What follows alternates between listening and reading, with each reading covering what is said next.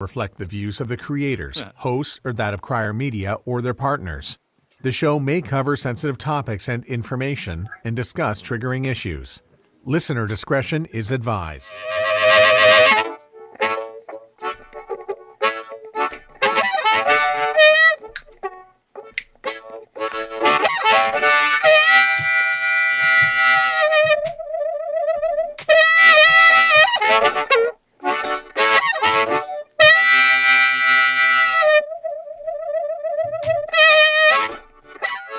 Check 1 2. Nice to see you. Good to be seen. My name is Dean. Welcome back to the program. Hold on, we have a heavy one for you today. What are you talking? Look at you, Dr. Seuss. Dr. Seuss. Yeah, green eggs and ham. I like to rhyme all in time. Whatever. Lochlin Cross joins us today as well. And ladies and gentlemen, before we get to P-Diddy, before we get to all manner of relationships, would you allow your significant other to use your browser? Please welcome to the program a friend of Lochlin's. He was a fixture on the locker room, still is, because the locker lang is alive and well. We'll get to a retro replay of that later. Please welcome to the program the man, the myth, the Canadian wrestling legend, Massive Damage for Monster Pro Wrestling. Nice to see you. Thanks so much for having me.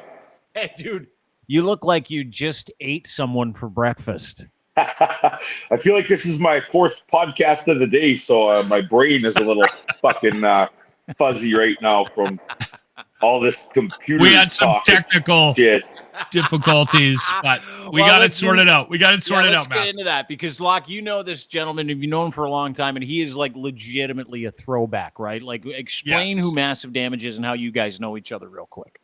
Okay, so years ago, I think Massive does a lot for the community. He's a very charitable soul. Gives his time back to a number of different things, and so did the locker room. And so our paths crossed a number of times. And I think our relationship sort of developed a little bit more than just sort of bumping into each other at the odd event when Massive took on Jimmy from the locker room as a member of Monster Pro Wrestling, which Massive Damage is the founder and head sort of promoter of that organization, which is a local thing here in Edmonton that has bounced back significantly from COVID, Massive. Yeah. That's really what happened was COVID. I reached out and, we'd been shut down and we're only allowed to have half capacity and, all the stupid fucking rules they put in place. So we were literally struggling. So I lost a couple rings and all of that. I had a building with 2 rings where I was training guys. They got sold like right out from under me and my rings disappeared with that. So I was pretty stressed out. I reached out to Locke and then Locke goes, buddy, you got to see this guy. I got this guy. You're going to love him. He's a midget. And that's the first thing. I know we could say that here. And I could, fucking right. Because in wrestling, we're allowed to say midget entertainers. It says it right on the posters because that's what the gimmick is. So, these fucking leftists and these fucking people that have, the pole shoved so far up their ass that you can't say the goddamn word because it's not an insult to anybody. It's describing a man's goddamn fucking height. But I digress. Anyway, I met Jimmy, and Jimmy has become one of my very good friends. I've worked with a lot of midget entertainers in my life, and we know a lot of the same guys. His mentor is a guy I've traveled with for years, and I reconnected them. So the story it's got multiple layers to it, right? Locke and I have been friends for years. There's a very mutual respect because we do a lot of charity stuff. I like to do more stuff for kids. Obviously, the locker room does a lot of stuff everywhere, and that's how we met years and years ago. Yeah, community-minded, right? Like, there's no more community-minded person on the radio in this country that I've encountered than my friend Lochlin Cross. And I think there are like-minded values that bring people together. And what I've learned about you, Monster Pro Wrestling, and we're going to get to the legend of Massive Damage in just a second. You're very, very similar. I mean, it's not for you. It's about community, and I find that to be, so incredibly valuable and such a principle of all these wrestling communities. It's like, hey, we're going to provide you a place to come and just be yourself, come and perform, come and do something you're passionate about and you enjoy. And we don't really care where you come from. And to your point, I'm still allowed to call you a midget because that's what it's called, midget gimmick wrestling, right? Like that's it is. Yeah, it's a fucking word. Like it blows me away that people get so upset about a word. It just like Locke will tell you, I'm a throwback person. I just bought my first laptop computer. I've never had a laptop in my life before, and we just had a freaking mess with it. Trust me, we know. Yeah. Hit your Google Chrome. Fuck off. Hit your Google. What the fuck's a Google Chrome? Well, do you have a mouse? I don't see any. I fucking hope not. This is a new place, you know, like it's all fucking French to me. I don't get that shit. I'm a throwback guy, right? Yeah, okay, let's get into the throwback guy too, because Monster Pro Wrestling is an institution out in Edmonton, Alberta. You guys are your lifers, your gamers, your passionate people, but you know, Lochlin, when he explained this to you, he's like, you're going to get a kick out of this guy. Like, he doesn't even have a real cell phone. He doesn't really engage in the internet. But I do have a cell phone. I'm on a fucking thing right now, Lochlin. I can't believe you thought I have a flip phone. Okay, how long ago did you get rid of the flip phone? This iPhone I've had for at least 2 years. The flip phone. Okay, so you've had a flip phone before that. Yeah, you were, yeah. Yeah. It's 2024. Isn't that? Holy cow. Where did time go? But no, throwback shit. Like, do you have a fanny pack still? Are you one of those guys? Oh man, that's the only thing I've ever worn my whole life. I wouldn't have a wallet if I didn't wear the thing. My wallet would be gone. I have so much miscellaneous stuff in that thing, you know, gum and ID and my business cards and, you know, change. Where do you put change nowadays? His guy still carries around change. You're right. He is a throwback. And the fanny pack, I got a buddy. He's one of the most authentic individuals you'll ever meet. His name's Rick. And about 5 years ago, he shows up to my house and he's wearing sweatpants and he's like you. He's a throwback. He's 57. He's a workout guy. He's a bodybuilder. And he does not believe in technology, and he has never given up the fucking fanny pack. He showed up in his fucking fanny pack, his fucking Zubaz pants, his cut off fucking shirt. Yeah, I got to meet that guy. That's my brother. Yeah, you do. Hey, listen, let's get to your career. You started wrestling when you're in 1996. That was my first ever match, but I broke in. I'd been training prior to that, but 96 was the first match I ever got paid for. Yeah. Do you know how many matches you've had, professional matches you've had? There are over 2,000 for sure. Probably around 2,500, I'd say. I'm a 30-year vet. Well, dude, this is the thing. Like, you know, Monster Pro Wrestling, and a lot of people know this, and we've got some people in the network that are big wrestling fans. Kareem Assad, she's a huge wrestling fan. Anytime Raw comes to town, anytime there's an independent show in Mississauga, Brampton, et cetera. There's lots in your area too. There are lots of wrestling shows in your area. Well, this is what I want to ask you about. Independent wrestling itself is not just alive and well. Independent wrestling has seen this and no matter what you think of it, has seen this incredible boom over the last little bit, right? Where you've got people thriving. Why? Explain that to me. Well, I mean, I think a lot of it has to do with the times, right? So, I mean, I'm going to compare this. It's not really a comparison, but I think you'll understand where I'm going with this. Like, you watched Wayne Gretzky, you know, back in the 80s do all these amazing things. But let's admit, if you watch some of the goalies, they just stood there, you know, and guys, he would just get blast shots by them or pass, and the goalie's looking. They're trained differently now, and I think with wrestling, it's the same. Guys take training more seriously. There's more schools out there, you know, and there's a style of wrestling. There's not just one style. There's many styles. There's high flyers. There's power wrestlers. There's guys that are really good on the mic, but maybe not so good on the ring. In the ring, there's guys that are amazing in the ring and maybe not so good on the mic. Managers, you know, in wrestling, if you kind of maybe not a soccer guy or a basketball guy or a football guy or a hockey guy, there's wrestling, and it's for the rest of us. You know what? I don't like to say the rest of us because I am a football guy and I am a hockey guy and I love sports in general. But when I got in front of a crowd and I could make them react the way I wanted them to, it's like no other high I've ever had and no other feeling I've ever had to be able to command 200-300 people and make them boo you because of the story you're telling with your opponent. That's powerful. And I was addicted right away. I'm an addict. So Massive. I'm a recovering addict. I should say I'm not an addict. I don't sit there and blast away anymore. But I'm an addict, so this fills what I need in my life. So Massive. A little question about that to tie into what you were saying. You have played both the face, which is a good guy. See, I'm learning, and a heel. Right now, you shifted back into the heels side of things. What do you prefer as a character? Do you prefer playing the face? Or do you prefer being the heel? Well, you get benefits to both. So a heel normally leads the match.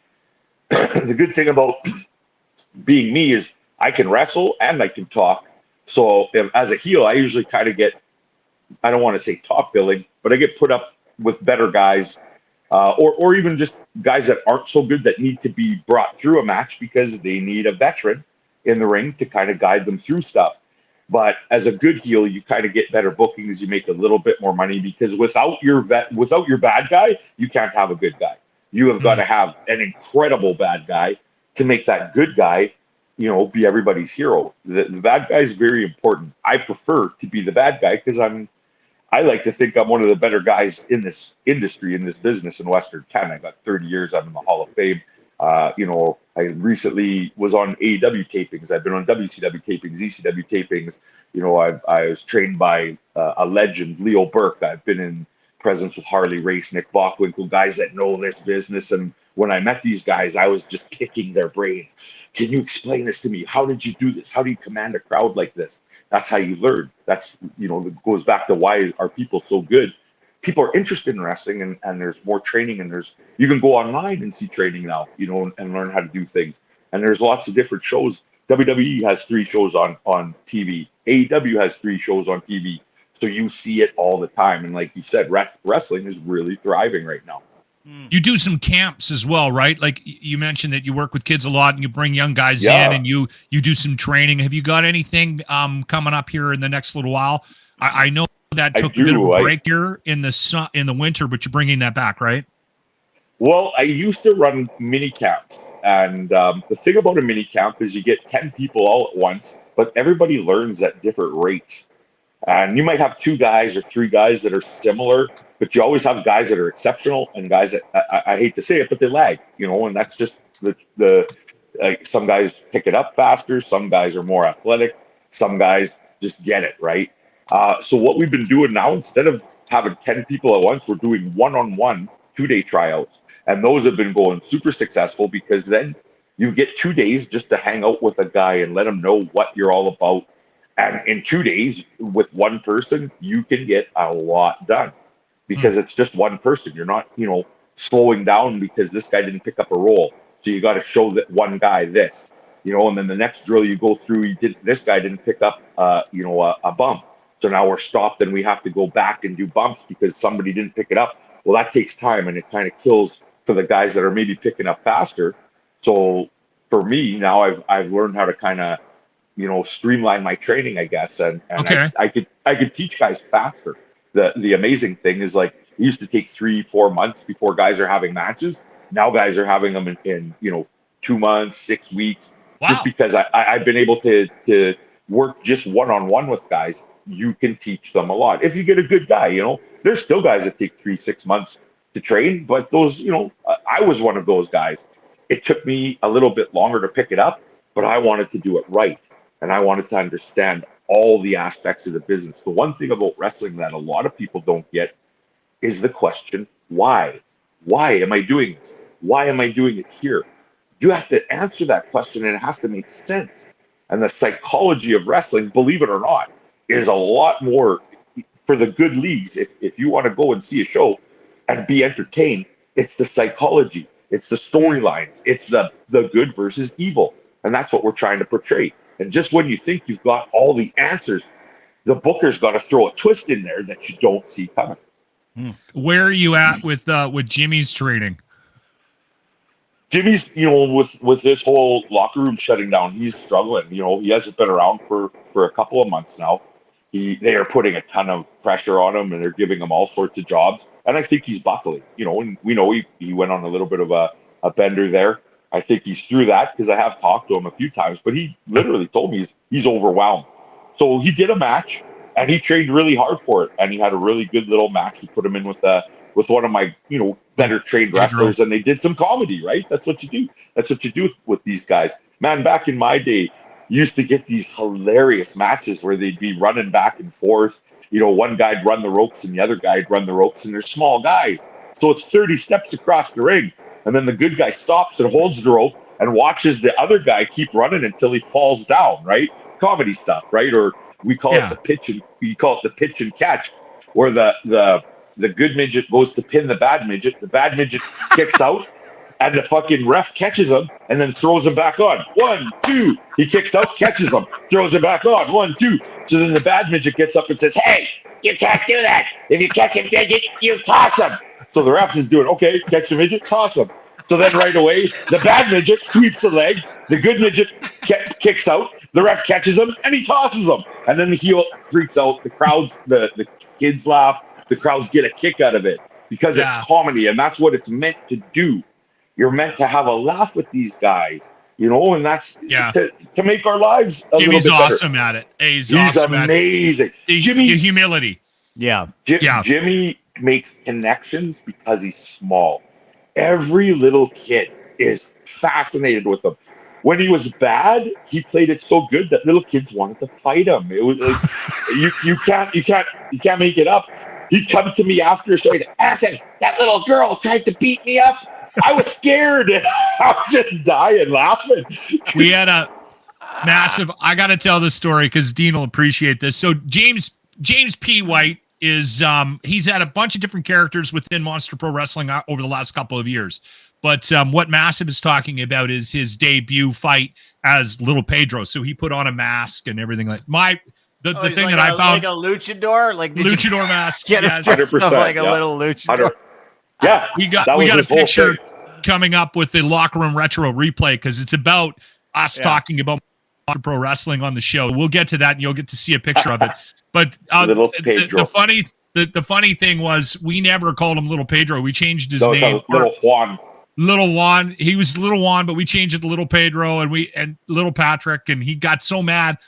And the funny thing about his first appearance in his outfit, Jimmy didn't really take the necessary steps to strap his dick down. So he had this little penis sticking out, and we brought him up right away. And we called Massive on the show, and we're like, "Have you not talked to your boy here? He's got to strap that thing down. He needs a cod piece or something." Yeah, he's showing helmet. The cod piece. Yeah, so we had a whole week of shows about his penis and the cod piece. You guys had a contest or something. Send something. What could we use for Jimmy's cod piece?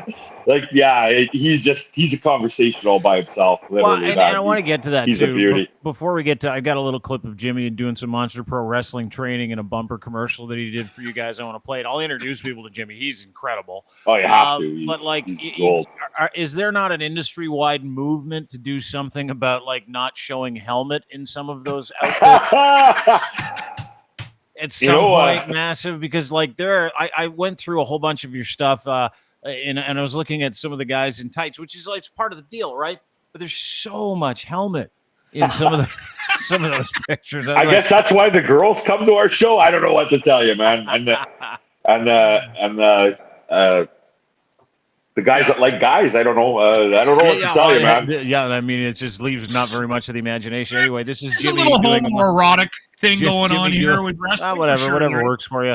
Yeah, I have a singlet, and it covers all my junk very well. I would like to think so. Yeah, well, I also wear under trunks, so I wear under trunks. Which get Jimmy a pair is what we're saying. Yeah, let's show. We got him. We sorted him out. We sorted him out. Yeah, a little piece of cabbage in there or something. Sizes are odd for that guy, though. It's like he's a small guy, but he takes like a 3X underwear because his ass is huge. He's got a big dumper. Actually, it's one of his better attributes. He's got a nice great ass. He's got a great Kardashian. Yeah, he does. Anyway, here's Jimmy doing some Monster Pro Wrestling stuff. Let's watch. This is Giant Jim from the Carnival of Chaos at Monster Pro Wrestling. I'm so looking forward to the show this Saturday. It's an outdoor show, And as you see, everybody's working hard, and we are giving away tickets on the Locker Room for the rest of the week. Join us on 95.7 Cruise FM from 5:30 to 10. Get your chance to come see the show The outside. cop outfit is gold. Yeah. Giant What a little Jim. cutie. Yeah. You're not giving. By those the tickets way, away anymore. we'll get to some details on some shows and whatnot. I know Dean wants to actually pivot here and talk a little bit about a documentary that you were involved in. I do, but I want to ask him a question about Jimmy first of all, because I know that he's all hot about political correctness. Like, you know, when the whole thing started, because little people are a huge part of your business, right? Jimmy loves it. Community. Like, is it getting more difficult to do shows because of the PR shit? Like, do you get people come up to you after going, I really enjoyed the program, Massive, but the midget tossing is just a little too much for me and my family.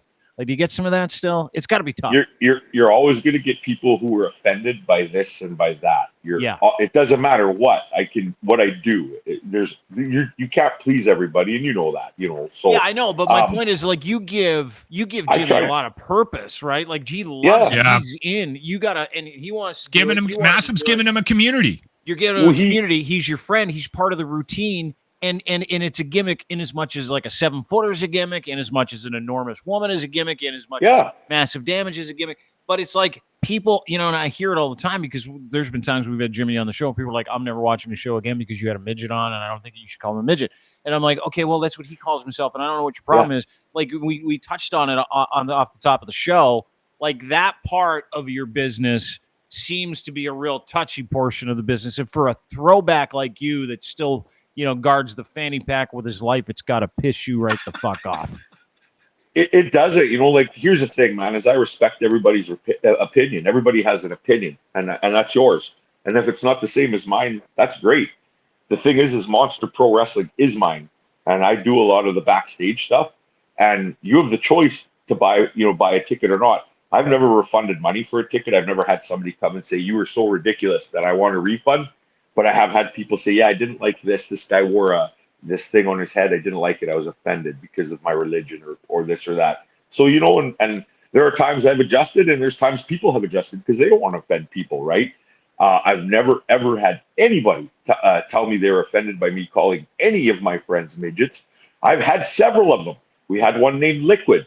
We've talked about this guy several times.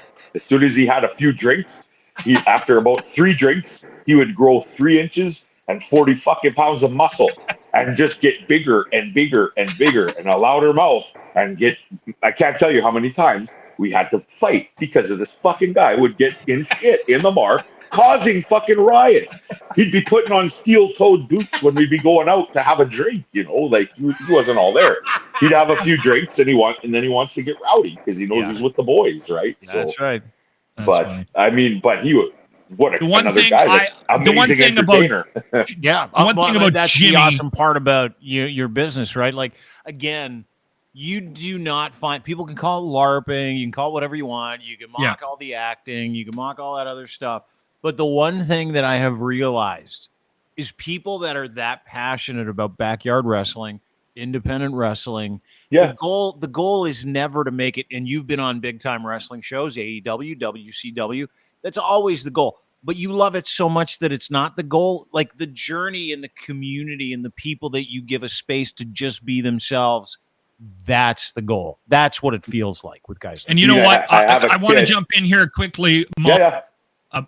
Just to say something, because I'm very close with Jimmy. He's still one of my best friends, even though the show was separated prematurely by, don't want to go down that path. But anyway, Jimmy years ago made a very personal decision about that word, about the word midget, and decided that he was going to take the power away from it and started using it himself. And that is something that he told me and he told Massive, and we respected that. And right, if Jimmy had come to Massive and said, I don't feel comfortable with that word and I don't want to use it when we're performing, Massive would have accepted that and it would have been the end of the discussion, right? The same thing on the show, right? Like we used it for a long time until we started getting complaints and then we stopped using it. And Jimmy was okay with our decision to use it at the beginning, and he was okay with our the decision to not use it because somebody was offended, right? So you adjust. Even though you are a throwback, you adjust to the times. Exactly. And like, I'll give you my example is when I turned heel, my speech, my partner, Frankie, he was a little concerned about one of the words I used. I'll tell you right now, I grabbed the mic and I said, when this company started, there were monsters in this company, guys that were 6'8", 300 pounds, literal monsters. But now I've watched over the last 20 years, I've watched these monsters die out, and it's a different generation. So now I'm branding MPW as mostly pussy wrestlers. And he didn't want me to use that word. You can't use the word pussy. I said, I'm not saying I'm going to fuck a pussy. I'm saying I'm calling people a pussy. It's a totally different thing. But my partner gave me slack over it. The result of the show was we had 200 people standing, laughing at me and chanting, massive pussy, massive pussy. And I was losing my mind. Don't you call me that. That's what I'm not a pussy. And my partner, after Frankie comes, he goes, okay, you were right. But that's what I'm saying.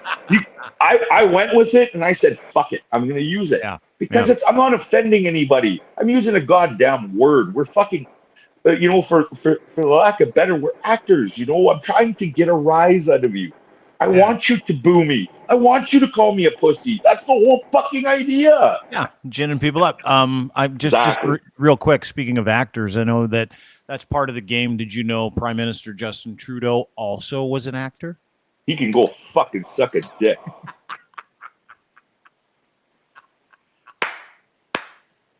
You say I'm a throwback. I'm a throwback to government too, when governments didn't tax your fucking assholes off and fucking give tens of millions of dollars away to every other fucking country instead of worried about your own.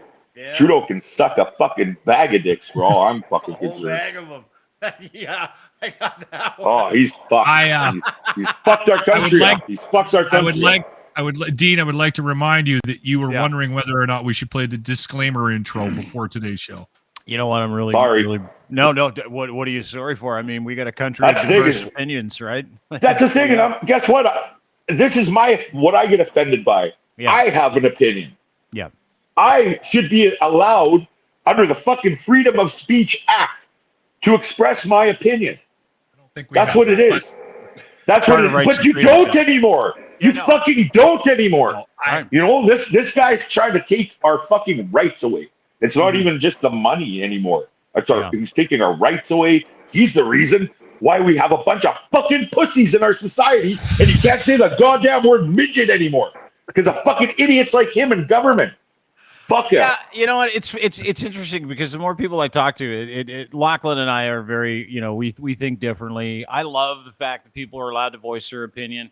I take no offense to someone who hates Justin Trudeau, in as much as I take no offense to anybody who hates Pierre Poilievre, in as much as because we all know that politicians are not here to help us, right? Like we all understand that. So you try to vote for the least greasiest politician. Yeah, that's the fucking sad part of life. Politician with the smallest boot, because it'll end up in your rectum, right? Like everybody understands that. Yeah, we do get it. But it's amazing because the progressive society that we live in, or the people that are trying to be overly progressive, give like people in the middle, like Lochlin, like you, like me, a terrible name, right? We're like, hey, we're good with whatever. I'll call you whatever you want, like the whole pronoun thing. That gets overblown into this thing of those like he, she, it, they, me, you, what. And I'm like, hey, you just give me your name. I don't care what your name is. But where we go wrong, and that's why I asked you about the, and when you started talking about what you call Jimmy and as a little person, it's a midget thing because it's a gimmick thing and it's part of your business. And I could see the frustration mounting because it's like, hey, look, before time, we were really inclusive people that accepted everybody into our society. Now you're changing our rules, right? You're changing how we talk to each other. You're changing what's important and what isn't. And I find it interesting when it comes to the business of entertainment, right?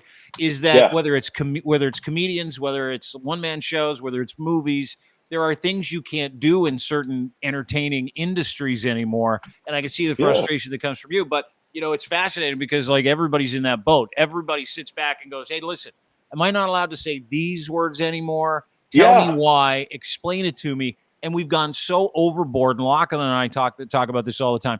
We are up each other's asses with telling each other what we can and cannot say, what we can and cannot do, as opposed to just letting people be them fucking selves. Or having an appreciation from the perspective that they come from, even if you don't agree. Yeah. Right. Like yesterday we had David Parker on, and I don't agree with his stance on just about everything, but I do agree with the stance that Dean has taken and that David Parker has taken, in that, all right, listen, we have to stop. The divisiveness has to stop. This constant battle between these two sides. Telling everybody they got to live, right? Yeah, and sitting down and having a conversation and getting to where they're coming from, I think is productive. Even if you don't have to agree with this individual, right? No. And I've had a couple of people come after me in the last 24 hours based on that podcast running yesterday, saying, why are you doing this? And I'm like, well, because you know what? I think it's important that we actually open up the doors to that conversation, because I think that's the only way we're gonna highlight the hypocrisy on both sides and figure out where we are and how we move forward. And then I like one person, I made a comment. I'm like, I don't agree with Dean half the time. You're telling me I shouldn't do a podcast with him, right? Like, just because we had David Parker on doesn't make Dean and I full now, because we don't agree with him. We're just opening up the door to the conversation, and I think it's important to also be self-aware in these moments, right? And take a look at what your hypocrisies might be. That's what Massive is saying. Like what he's saying, which is incredible, 100%. right? What he's saying is, I'll call you whatever you want. But he's tired, like everybody else is clued into this in the last couple of years, of being, and we get this all the time too, is that you can't say that. You can't do that. Well, listen, if it offended you, that's a you fucking problem at this point, right? And we're starting to see people push back, not against individuals, but push back against the idea that Massive Damage is allowed to have a little person in a show. Suck it. Yeah. Right? Like, I hope I don't get you in trouble for this, but when I was on the playground in grade school, I can't tell you how many people would call me a faggot. Like, if they weren't calling me gay or anything, it's a fucking term. Did I take it personally? No. We're fucking around and we're playing. But I'm just saying it's a one word that everybody is blown out of fucking proportion, like the word midget. You cannot say that fucking word. Good Lord, what have we come to? We're not allowed to have our own opinions and say what we want to say. So everybody else is allowed to, but we're not. All these people, I think that touches you professionally, though. Like, that's the thing about it, right? Like, there's a personal attachment everybody has to the way they grew up, what they think is right, the values that they have, all that other shit. Of course. But when it comes to entertainment, where someone's like, hey, you're a bad person, you're a terrible human being because you watched the Chappelle show, right? Yeah. You're a terrible human being because you laughed at two little people wrestling at Monster Pro Wrestling. You're an awful person. It's that judgment piece which Lochlin hates as much as everybody else, where you're like, well, I think everybody me too, because the whole idea was we're trying to make you laugh. Yeah. That was our plan. The whole idea was we're trying to entertain you people. That's why I do want to say this, though. When there is a moment where a group or whatever it is, a faction of society is marginalized, and if they choose that a word is not appropriate, then I think we all have to follow suit, right? And the F word is definitely one of those words where, listen, that represents something now that that is not. It's like the N word. It's like all those words. I do understand that. I'm just saying, as a kid, you could say all that stuff on the playground. I heard that a million times. Yeah. Now you're almost going to go to jail for saying the bloody word. That's where our society is. Fuck. We're supposed to be able to say what we want to do. Whether I'm the fucking crazy old 90-year-old hillbilly on the fucking porch with my shotgun in my hand or whatever, I'm still allowed to be that guy. That's who I am, or whatever. I'm just trying to make my point is that it's just as a society and fucking idiots like Trudeau have made it. So we're all fucking soft. We can't say words. Like, fuck off. Can't say midget. Yeah, because you don't You like can't it say doesn't mean it's midget. bad. Yeah, You can't say midget. It just, to me, that just, other words Weird. I do understand, and I'm not trying to say those words are right. My point is that those words 20, 30 years ago would roll off your back. And now they're almost like you're going to go to jail. To me, shouldn't we be more worried about our homeless? Shouldn't we be more worried about our fucking veterans? Ourselves, maybe even, it just, to me, that just blows me away. Yeah, We've just become such a soft society. Oh, we definitely have. There's a point there. But again, I think it's part of that process that we're going through, and you got to listen. Yeah. And we are all of us are better at it. And I know that's something that I have worked on. And Dean gets annoyed when I do this. But my 3-part plan to save humanity: figure out who you are. Number 2, learn to live with that person. Number 3, stop worrying about what everybody else is doing. But that judgment piece is the one that we're hanging on to. We still do it, and it still causes us a great deal of problems in society. And I think it's the root of everything that we're dealing with. Yeah. You need to adapt. You need to adapt. I work a lot in the Indigenous community. They do not like to be called Aboriginals. They prefer to be called Indigenous. I learned that.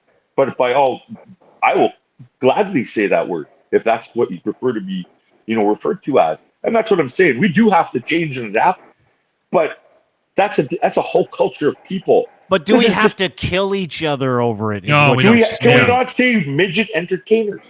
That's you know what I mean. Yeah. I just think we're taking it too far. Yeah, I think is what my point is. We're soft. You can't say anything. I don't disagree with you, dude. And you talk about inclusiveness. Let's talk about this. Let's talk about this documentary that you're part of, which deals with independent wrestling, the love of independent wrestling, and the outreach involved in your community. Tell us a little bit about it. The Death Tour documentary. Yeah, so we're very blessed. There's a tour called the Death Tour. It's been going for 51 years now. Tony Condello out of Winnipeg promotes it.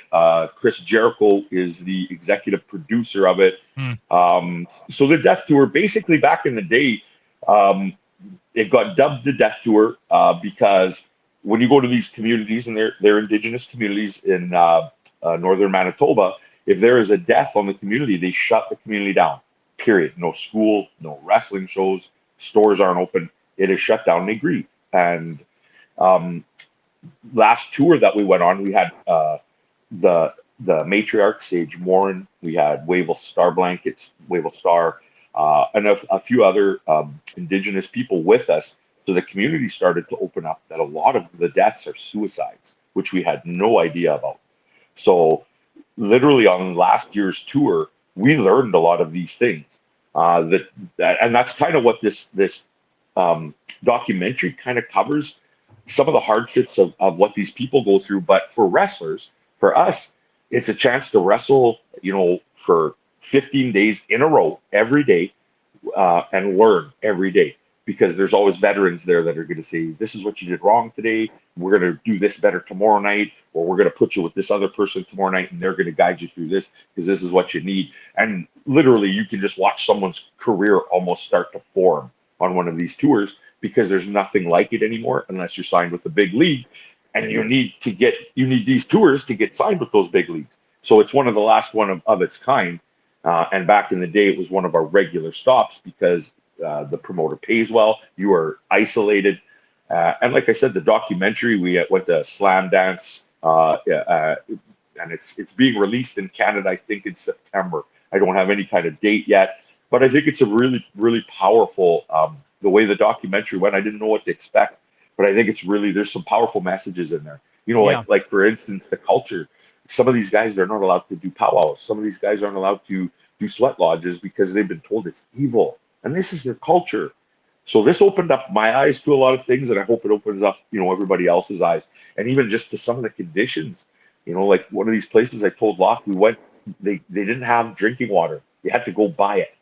So $150 for a case of 15 big bottles of water. $150 to have something to keep you alive. Jesus. And you're going to need that weekly. That's 2023. In 2023, they when don't you guys have running water. Mm-hmm. Yeah, 2023. Yeah. So here, I want to play the. It's fascinating. The outreach in that community, what you do, what the wrestling community does for Canadians, what it wants to do for people. The documentary looks absolutely incredible, documenting these tours. And I'll play a little bit. This is a trailer for it. It's called the Death Tour Documentary. If you Google Death Tour Documentary, you'll be able to get all the information on when this does get released. And you're right. Fall apparently is when this tour documentary. So if you're an indie wrestler, or if you're a fan of Canadiana, or if you're just a fan of altruism, this is incredible. Let's have a little watch. It's about a minute long. Death Tour Documentary.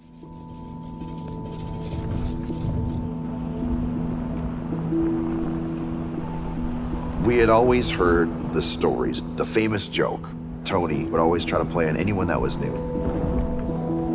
He'll creep across the ice and he'll go, "Oh, do you hear that? What? Do you hear what?"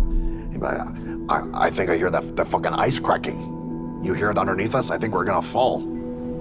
Some of the people that were there, they're falling for it. People kind of get a little itchy. So as we're creeping along the ice, suddenly, you hear the noise. You hear the cracking. And next thing you know, I look ahead and you see the van ahead of us just go boom. And it falls, half the van falls into the lake.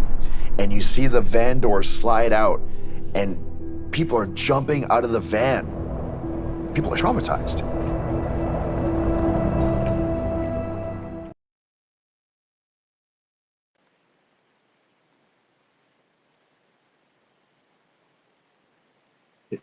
You muted my mic, boss. Yeah, you muted your mic. There. You muted me. I had to because we were playing this clip and I wanted to get the audio version of it. Sorry, buddy. It's I'm bitching at Locke. He told me I muted my mic. I didn't fucking do shit, Locke. No. By the way, before we got on this podcast, you know what Lochlin said about you? He said in a minute he could probably take you out. And he couldn't fucking tie my wrestling boots. Couldn't tie them. And he wouldn't try. And he knows me better than that. Do me a favor. Dean, do you know what I did also? You know where else Locke and I know each other from? No. I did a lot of security back in my days. I'm pretty sure I escorted Locke out of a few bars back in the day. But I was nice about it. Wasn't I? Okay, so hey, listen, one thing I want to do, I want to do a little bit of business here. I want to do a little bit of business. No, we have to. No, we're digging into all right. He took you out of a bar. I want to know. No. Probably 30 times. Anyway, listen, the Death Tour doc is going to drop in September. As soon as you have dates on that, Massive, we will bring you back, okay? Yeah. Because I want to get, we need to get more into this doc. I'm very interested in this whole thing, and I think it's really cool that you were a part of this thing. So good for you. We got a show in May in Fort McMurray. We so do. if May you're 11th, listening, we're returning. May 11th, Monster Pro Wrestling is in Fort Mac, so we'll have more information on that. Make sure you look into tickets up there. And the next Monster Pro Wrestling show is happening next Friday, April 5th. It's called Meltdown, okay? So you can get your tickets. You can send me a note. I'll send you whatever whatever information you need, but you can email mp wrestlingevents@gmail.com. It's $20 in advance, so you might want to get the tickets ahead of the door. $25 at the door. As always, these are happening at the Alberta Avenue Community Hall, a 7 p.m. bell, free parking. And if you want to get on the Locker Room MPW guest list, send me a note on any form of social media. I've got 10 spots. The first 10 people are going to get to go. All right. So I just wanted to make sure that we did get that information out. Thank you for jumping on board today, Massive, and having a little chat with us. That's awesome. No, this is a lot more fun than I thought it would be. Dean, you're everything I expected. You're a lot smart. You're smarter than I thought you'd be. Yeah. And a lot of people say that, which I don't know if that's an insult or if it's a compliment. No, it's good. I love the way you put Locke in his place. Dude, he was chirping you huge before we got on this podcast. I have fun with him too. Yeah. Oh no, he was mouthing you off. He was like, "Hey, listen, he looks big, but he's soft." He called. He laughs at me because I'm what do you call it? Technologically challenged. Yeah, fuck off, Locke. I don't give a fuck if you can work a computer better than me. I'll fucking fold you like a fucking sheet in your clothes. Massive No, I damage, love you, Monster- Lock. Monster Massive. Pro It's good to see you, man. You Google too. Monster Thank you Pro so much for Wrestling. having me. Dude, anytime. I want you back. I want stories. I want. We haven't gotten into your injury history. We haven't gotten into your 30 years. We haven't gotten into your time with AEW, WCW. So we want to get to know you. This is the first of many. Really appreciate it, Monster. Thank you so much. Massive Monster Pro Wrestling. Facebook, Monster Pro Wrestling, anywhere you get it. Lochlin has lots of details. Follow him at Lochlin Cross and give this gentleman a follow anywhere you can. Dude, appreciate you. As always, great to finally meet you. Yeah, you too, Dean. Thanks for having me, guys, and I hope to see all the Edmonton fans April 5th. April 5th it is. Talk to you soon, brother. You got it. Thanks. Bye-bye. There he is, Massive Damage for Monster Pro Wrestling. Dude, you have the best friends. Oh, like he is such a good dude, salt of the earth. You know what? You know what? And we kind of touched on it a little bit, but after COVID, man, his business took a major loss, and he lost a bunch of equipment and the whole 9 yards. And he phoned me, and we promoted for I think a good half a year. We promoted his shows for free, and he called me. I think it was after the third or fourth one. And he's like, I've never seen crowds like this before. So people responded really, really well to it. And he's just been on a roll ever since. He's getting 200, 300, 400 people out for these Friday night events. And I've never gotten it. I've never understood the wrestling. And I've been very honest about that. On the locker room, I teased Jimmy and him about the skits and all this stuff. But I did go out. I made an appearance when Jimmy's Little Juan or Little Pedro, whatever the hell you want to call him, Big Jim or Monster Jim, or what, we messed with his name every time he decided he had a new name in his wrestling skits. And I went out, and Dean, there was about 10 of us. We went in there, grabbed beer, sat down, and I never laughed so hard in my life.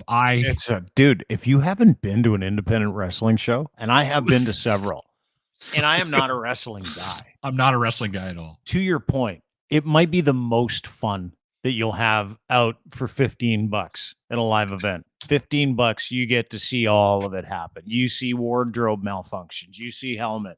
You see little people fighting big people. You see people giving it all. And here's the fucking great part about that is you get to see people, right? It's like going to a World Junior event. You get to see people who aren't in the bigs. You get to see people who just do it because they love it. Yes. Like it's like an AHL game of guys that are in their 30s, right? It's like, oh, I get this. It's the passion behind it, not necessarily the pageantry, the effort that these guys poured forward. And I want people, you mock anybody you like. That man is real. That is one of the most authentic. Now and you know what I mean by throwback too, right? Oh my God. I would have that guy on the show weekly. The world according to Massive Damage. Just thoughts that pop into his head that we get to share with the rest of the digital world. Well, and I was always terrified putting him on the radio because we had about 4 or 5 conversations you just can't not have on terrestrial radio. Oh, like right today, you mean? Yeah, big time. Yes. It was like 45 minutes of like, we got a dose of the real Massive Damage in his 50s. Been wrestling since he was like in his early 20s. Doesn't give a shit. He's like, wakes up every morning, rolls out of bed in pain, right? Does he does he have his morning cannabis? Is he one of those guys that's like left the dirty world of alcohol behind, gets up, rolls a big Jimmy to deal with his pain? He went sober years ago. Yeah.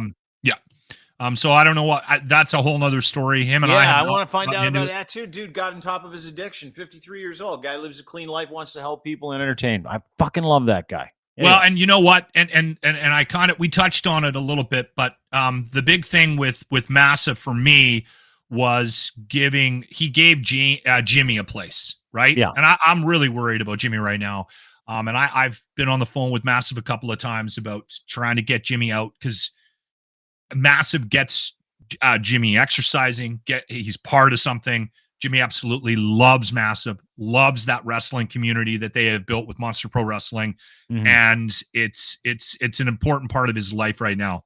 And we should start streaming Monster Pro Wrestling events. That's what we should do.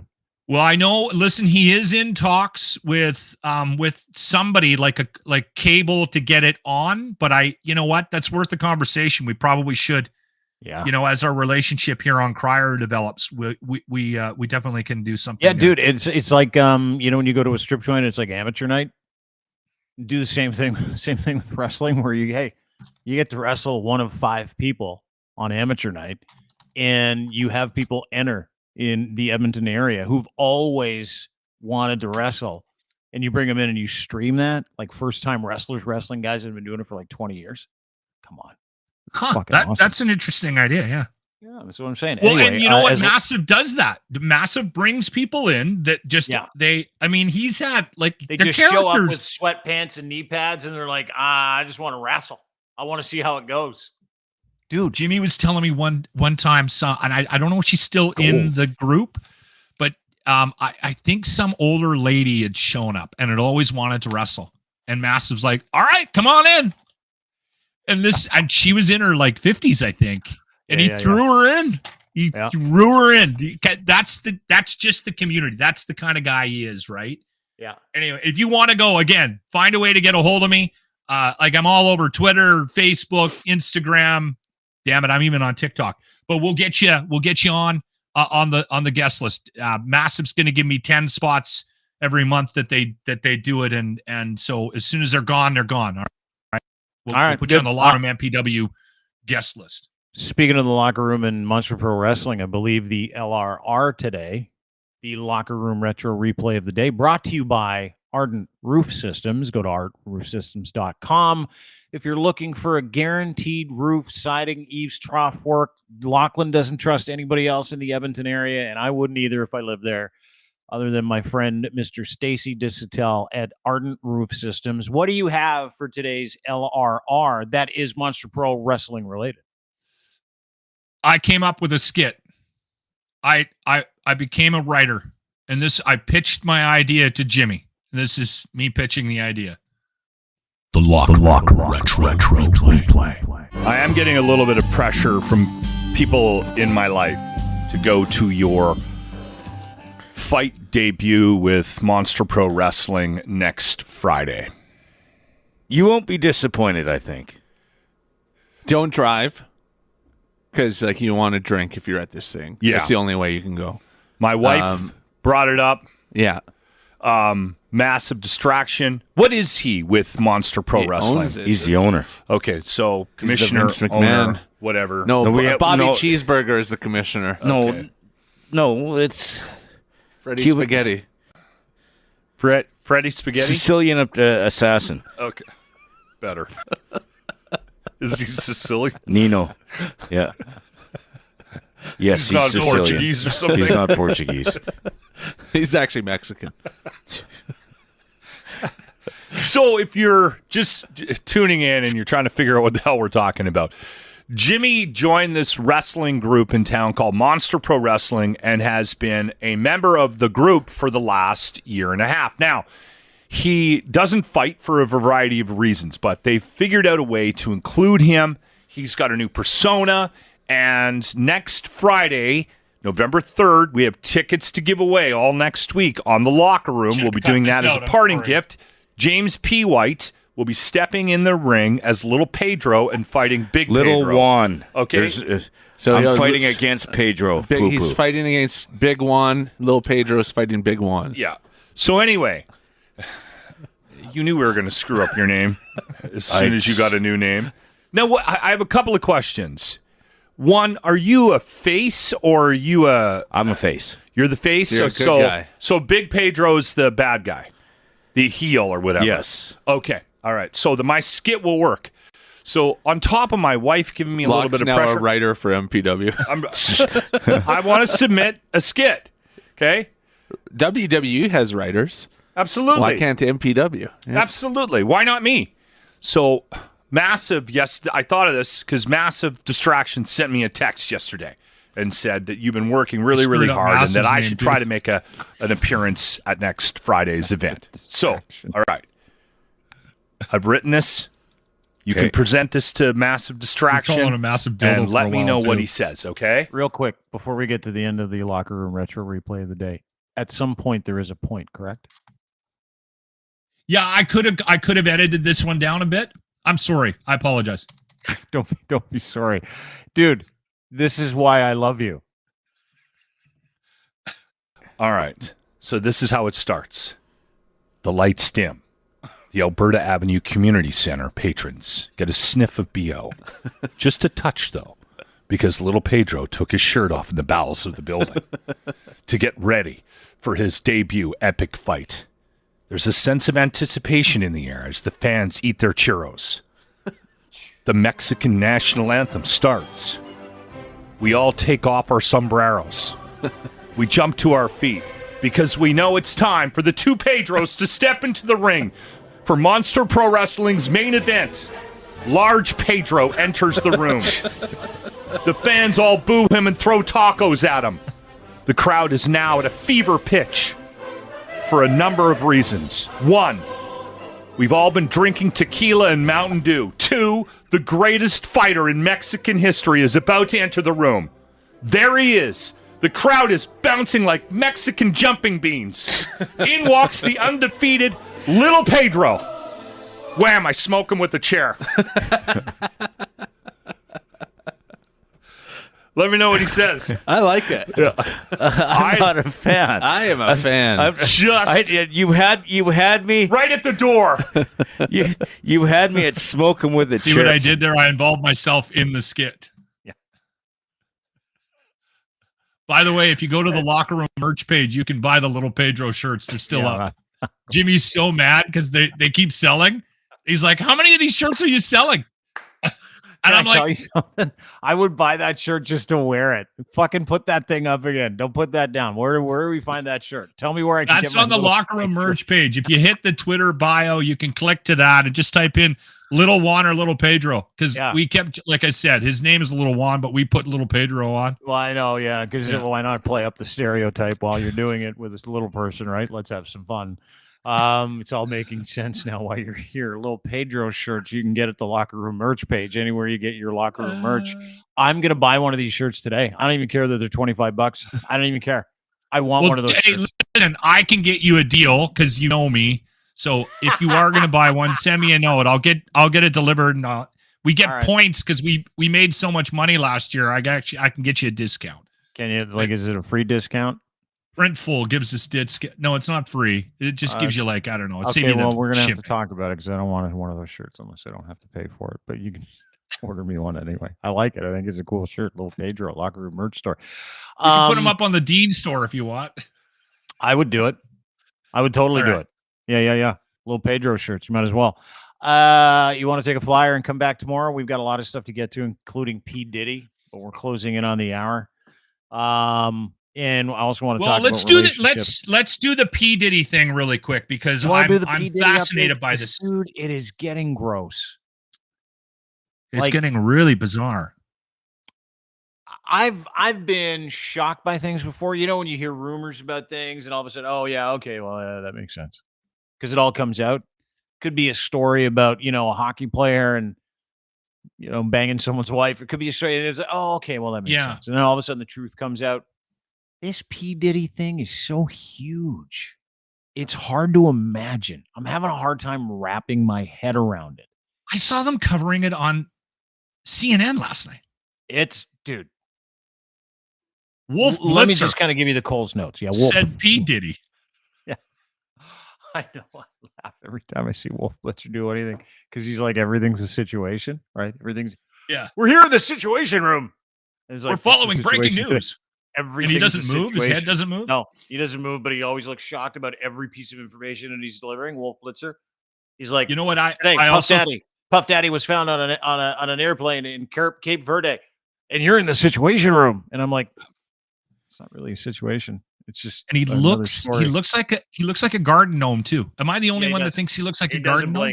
No, but he's a Bills fan, so I'm okay with him. Anyway, so this story's massive, as you all know. Puff Daddy is on the run from Homeland Security and the FBI and the CIA. Of course, all of his homes across America were raided.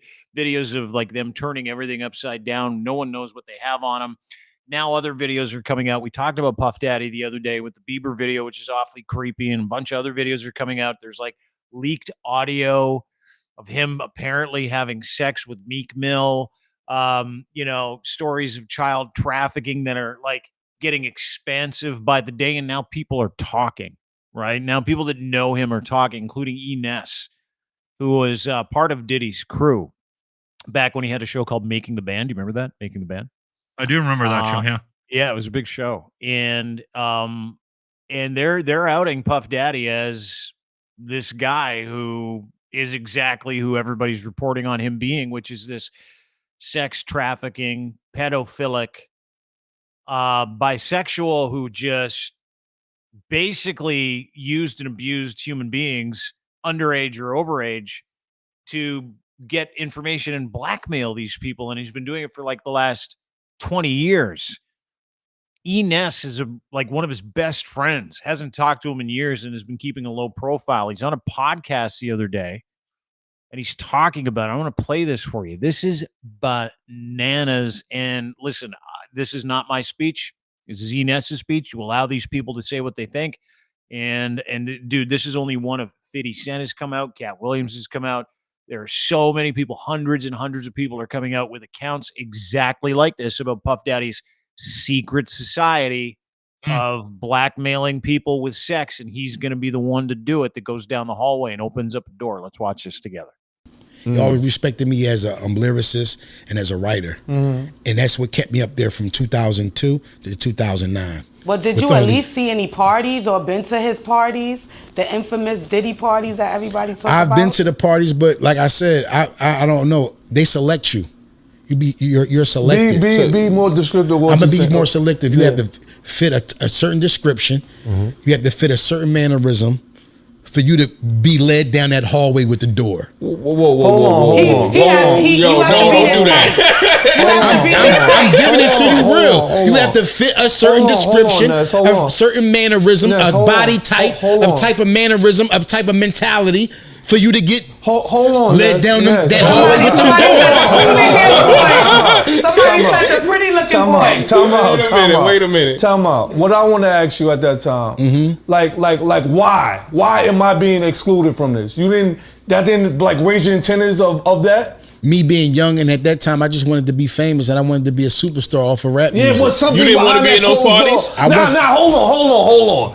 Something's behind that closed door, right? Bro, but it wasn't out like it is now. Yeah. It's not. Yeah, but you want to know. You can go on the internet and but he's probably not looking at it. It's not out like it is now. It was still taboo. Nobody was speaking on it. Yeah. You couldn't speak on it. You didn't have a network of people that could huddle up and talk about it. Yeah, that network of people outweighed yours by far. Yeah. You would get pushed into a little corner talking about who's this and who's that. Yeah. You would run into a brick wall because it would be those on the other side. Yeah. I know what you're saying. Let me keep it a beam with you. The way they attack you is through photo shoots and video shoots. They send in the stylists. If you're getting your hair braided, one of those two guys might be not the way you think they should be. And if you're showing them the most love and yippity yappity with them, that's the battlefield. That's where they see, he had a lot of rap for the guy over here. Right. He's one of them. All right. That's what I'm talking about. Oh, shit. That's what I'm talking about. They can see who it is. Who's who. Yeah, they just Ness, I wear my pants off my ass. I wear jerseys. I smoke weed all day. I'm bringing bitches in and out the house. Ness is not the candidate. That's right. Ness is not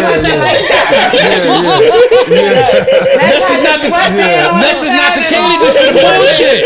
You wasn't like that. Nah, let me ask you this. Who out the group of that, who y'all was kind of I don't know. I was paying attention to the bitches. And that's one of dozens. It's come out in the last 48 hours. This whole thing is just insane. Yeah. Found him yet? Well, and what he's talking about there, let me kind of break that down and watch that a few times. What he's talking about there is Puff Daddy and his crew are openly bisexual and have a penchant for young men, right? Well, that's what he's talking about there. E Ness is like one of his closest. Hasn't talked to him, has kept his mouth shut for decades. He's not part of that crew. He's just a straight up guy, wants to do music, wants to smoke weed, wants to have ladies over. And they're like, yeah, it's not part of that crew. So what he's saying is that Puff Daddy's MO was they would send in a stylist to scope out whether or not the people that were involved or the people they were scoping out to be part of that blackmail. Let's get him in so we can have some sex, some gay sex. Let's compromise him by putting him in a position where that person wouldn't want to know that this part of their life comes out. And Mr. Ness was not part of that because he was heterosexual and wasn't buying it. He's like, I'm not here for that. I'm here to be famous. I'm here to do music. I'm here to do that job. And I'm not gay. Like I'm just straight. And so that has been one of the really quiet, loud rumors over the past, I would say maybe decade and a bit, is that Puff Daddy is pansexual. He likes to give her with everybody he can. Now, the darker part of that is coming out, how they would go and scope out and use power to blackmail people, which is like Epstein 101, and it's been going on 20 fucking years. And now everybody's not afraid to talk about it, to the point where not only is this all of this shit coming out, but dude, like major news outlets, as you've pointed out, are giving all the details of some of the most, and this is from Fox News, and I grabbed this from Fox News for a reason. It's because they went above and beyond to hide the Epstein shit. Okay. This is Jesse Waters giving, and I actually fact checked Jesse Waters yesterday. He's 100% right. These are the details and what's been alleged by Lil Rod that has led to this incredible scene that we're seeing around Puff Daddy. It was Lil Rod's lawsuit that he brought towards him a couple months back that has led to this. That has led pictures. You can go to Crier Media. You can actually see the actual lawsuit. I've posted it to Crier Media so you can actually see it. But these are the allegations in a nutshell by Jesse Waters on Fox. It's actually real. Watch this. His freak out parties. In attendance were celebrities, politicians, athletes, international dignitaries like British royalty, Prince Harry, and music label executives. Lil Rod claimed some of the biggest names in the recording industry sponsored these parties with sex workers, drugs, and underage girls. The CEO of Universal Music, Lucian Grange, is named as a defendant. So is the former CEO of Motown Records, Ethiopia, Habert Mariam, and others. Lil Rod says hidden cameras were in every room of Diddy's homes. Lil Rod believes that Mr. Combs possesses compromising footage of every person that has attended his freak-off parties and his house parties. Salacious tapes of Hollywood's biggest names, including record CEOs and politicians, doing drugs and cavorting with prostitutes and minors. The complaint argues that these freak-off parties were a business model. Young and up-and-coming talent attended and were promised career opportunities and access to music executives. They were then plied with drugs and alcohol, filmed. Some were blackmailed. There was a quid pro quo, according to the complaint. Lil Rod said not only were these music executives sponsoring these parties, they were handing Diddy large sums of cash that he used to pay for the sex workers and drugs. Something tells me the IRS is going to be interested.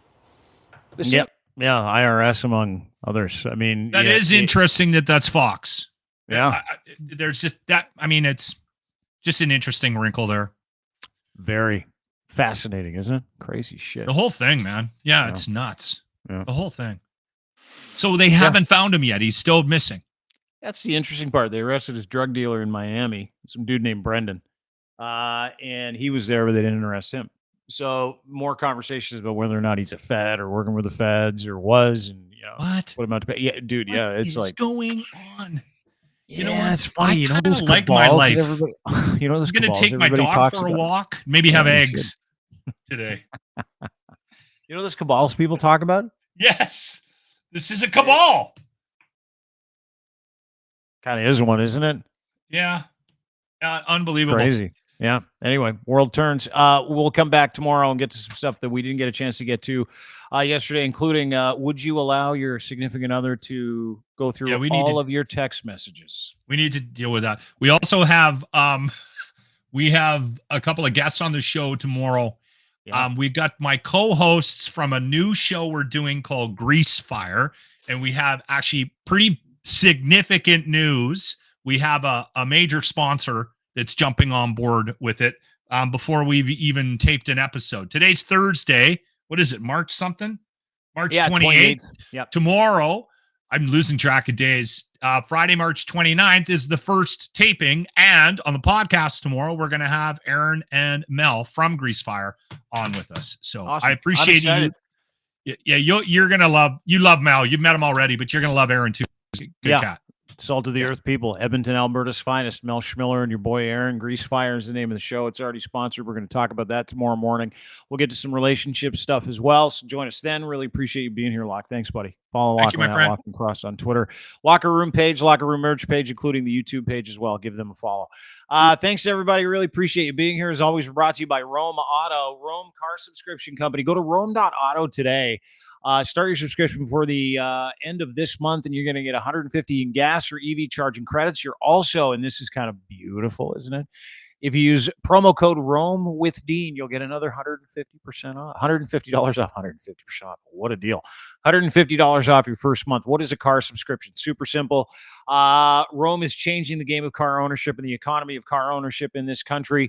You get to drive on your own terms with a car subscription, not buying. You never lose money. You get for one payment insurance, routine maintenance, roadside assistance, everything included except for fuel. No lease interest payments, nothing at all. Simply pay as you go. Flexible monthly plans. You can do it for a month. You can do it for a year, 3 months, 6 months. Home delivery and valet. They got 4.9 stars on Google. This is a going concern. Look, if you're looking for a car and you find it impossible to part with your hard-earned money, this is an absolute solution in your life you need to take advantage of.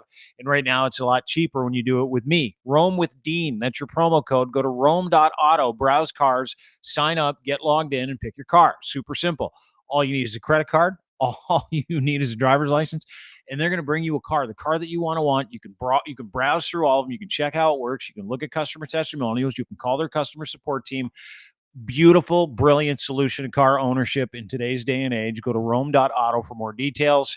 Sign up today. Promo code Rome with Dean. Also, speaking of promo codes, you don't need one. You just need to send our friends at Muse Massage Spa a quick email or find them on musemassagespA.com, Toronto's #1 body rub parlor. And they've got a great podcast as well called Muse on the Mic. Patreon version is uncensored. Subscribe there, or their YouTube channel as well. Sexologists and educators and owners of Muse Massage Spa. They want to give you $50 off as a Dean Blundell Show listener. So make sure you get in touch with them any way you can, including musemassagespA.com, their contact section. And they've got a brand new website where you can check out your muses. You can book a treatment. You can have a look at their studios.